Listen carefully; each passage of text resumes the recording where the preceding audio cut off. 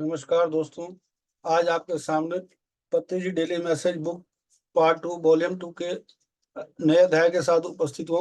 आइए दोस्तों, इसके इंग्लिश के वर्ड को पहले ध्यान से सुनते हैं, फिर हिंदी के अर्थ आपके साथ साझा करूँगा। समाधि, a few excerpts from Uncommon Wisdom. You must learn to calm your restless mind and bring it under control. Only then can you harness its true power. The training in Samadhi consists of learning the art of stopping thoughts and holding the mind still. Thinking is the factor that prevents us from becoming calm. When we can stop our thoughts and hold them still, the results of Samadhi will come automatically. Samadhi is quite a natural state. When we stop the restlessness of the mind and keep it still, it will go either into sleep or into Samadhi.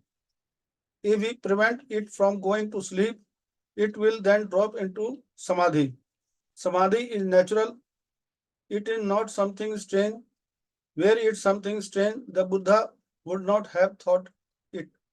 In fact, Samadhi is inherent to the mind. If one learns to stay clear of the kleshas with the thoughts and restlessness they bring up, Samadhi will happen of its own account. आइए दोस्तों, इसको हम दोबारा ध्यान से सुनते हैं। समाधि, a few excerpts from Uncommon Wisdom. You must learn to calm your restless mind and bring it under control. Only then can you harness its true power. The training in Samadhi consists of learning the art of stopping thoughts and holding the mind still. Thinking is the factor that prevents us from becoming calm. When we can stop our thoughts and hold them still, the results of Samadhi will come automatically. Samadhi is quite a natural state. When we stop the restlessness of the mind and keep it still, it will go either into sleep or into Samadhi. If we prevent it from going to sleep, it will then drop into Samadhi. Samadhi is natural. It is not something strange. Were it something strange, the Buddha would not have thought it. In fact, Samadhi is inherent to the mind. If one learns to stay clear of the kleshas with the thoughts and restlessness they bring up, Samadhi will happen of its own account.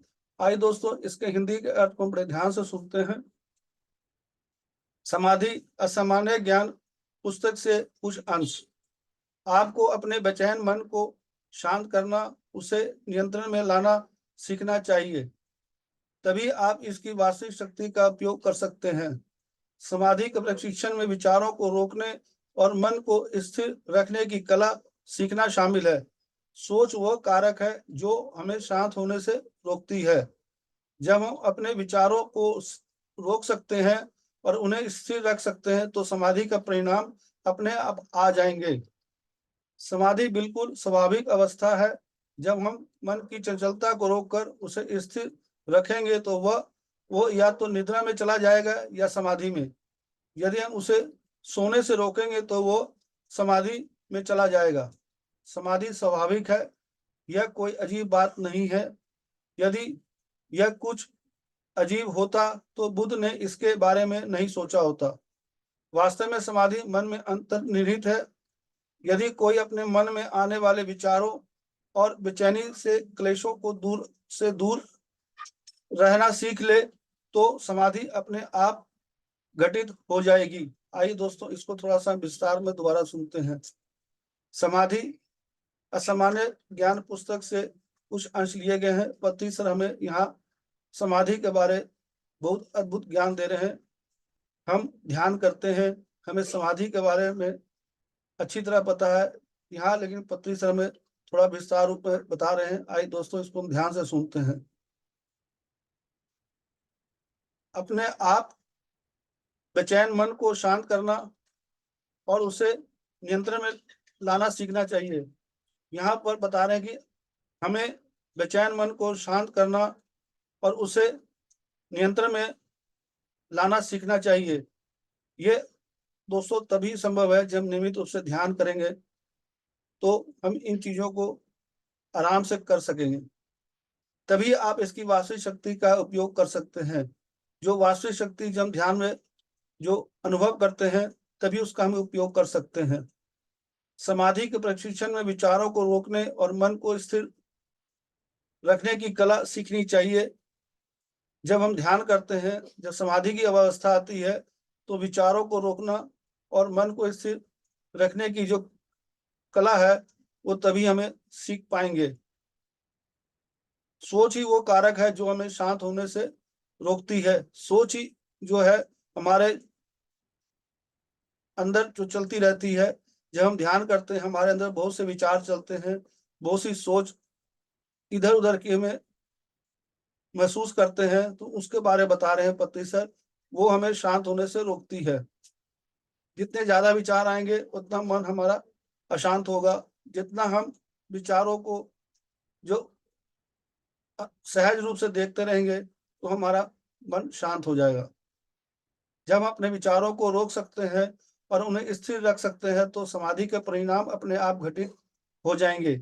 यहाँ पर पत्नी समय बता रहे जब विचारों को हम रोक सकते हैं, मन को स्थिर रख सकते हैं, तो समाधि की अवस्था अपने आप घटित हो जाती है। ये आप लोग भी अनुभव करते हैं, इस चीज को अच्छी तरह आप जानते हैं और अनुभव करते हैं। समाधि बिल्कुल स्वाभाविक अवस्था है। जब हम मन की चंचलता को रोककर उससे स्थिर रखेंगे तो वह या तो निद्रा में चला जाएगा या समाधि में। हम अक्सर जब ध्यान में बैठते हैं, कई बार हम ध्यान करते करते निद्रा में चले जाते हैं या कभी हमें समाधि का अनुभव होता है। ये अच्छी तरह हम जानते हैं। यदि हम उसे रोक सोने से रोकेंगे तो समाधि में घटित हो जाएगी। यह हम अक्सर अनुभव करते हैं जब हम जागरूक अवस्था में अपने श्वासों के साथ जब रहते हैं, ध्यान करते हैं, तो उस समाधि का जो अनुभव करते हैं। समाधि स्वाभाविक है, यह कोई अजीब बात नहीं है। यदि यह कुछ अजीब होता तो बुद्ध ने इसके बारे में नहीं सोचा होता। अगर यह कोई अजीब बात होती तो बुद्ध ने जो अनुभव किया, जो हमारे से हम सबको उन्होंने जो ये ज्ञान दिया, ये ना उन्होंने इसके बारे में सोचा होता, ना हमें इस चीज के बारे में ज्ञान होता। वास्तव में समाधि मन की अंतर्निहित है। यदि कोई अपने मन में आने वाले विचारों और बेचैनी से क्लेशों को दूर रहता है, क्लेशों से दूर रहता है, तो समाधि अपने आप घटित हो जाती है। वो समाधि में अपने आप चला जाएगा। दोस्तों, इस अद्भुत ज्ञान के द्वारा हमें यह पता लगा कि समाधि की जो अवस्था है वो किस तरह घटित होगी। धन्यवाद दोस्तों। अगर आपको ये वीडियो अच्छा लगा हो तो दोस्तों इसे जरूर शेयर करें। धन्यवाद।